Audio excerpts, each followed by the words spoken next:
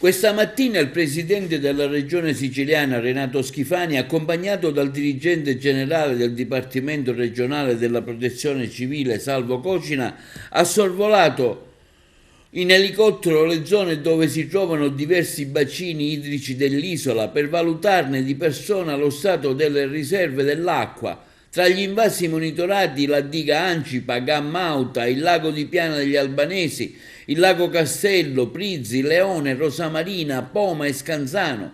Durante il sopralluogo il presidente Schifani ha potuto constatare che le recenti piogge, seppur non molto intense, hanno avuto un impatto positivo sui livelli dell'acqua, con un particolare aumento registrato in particolare nella diga Ancipa, che ha raggiunto il volume di 1,7 milioni di metri cubi. Possiamo affermare che lo scenario generale è in leggero miglioramento. In particolare vorrei ricordare che la strategia delineata dalla cabina di regia, ha commentato il presidente Schifani, mirava a prolungare la vita utile dall'invaso Ancipa. I risultati attuali hanno confermato la correttezza dell'approccio adottato. Senza l'intervento tempestivo della Regione, prima a marzo, poi ad agosto e a settembre, che ha imposto una riduzione dei prelevi anche contro la volontà dei vari sindaci e gestori dell'acqua, sarebbe esaurita il 15 settembre. Grazie a queste misure, che includevano il razionamento delle risorse in numerosi comuni dell'Ennese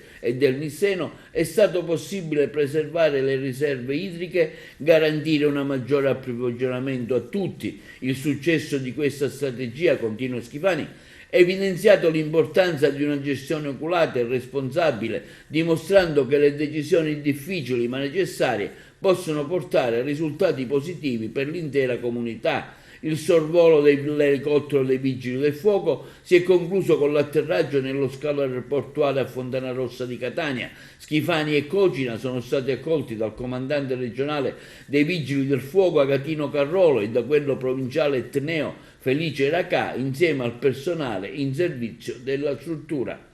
Durante l'incontro è stata anche illustrata l'attività effettuata dal reparto volo nell'ultimo biennio, con un focus sulla logistica, mezzi e tecnologie utilizzate e la missione di polo formativo nazionale per il personale addetto ai servizi di volo.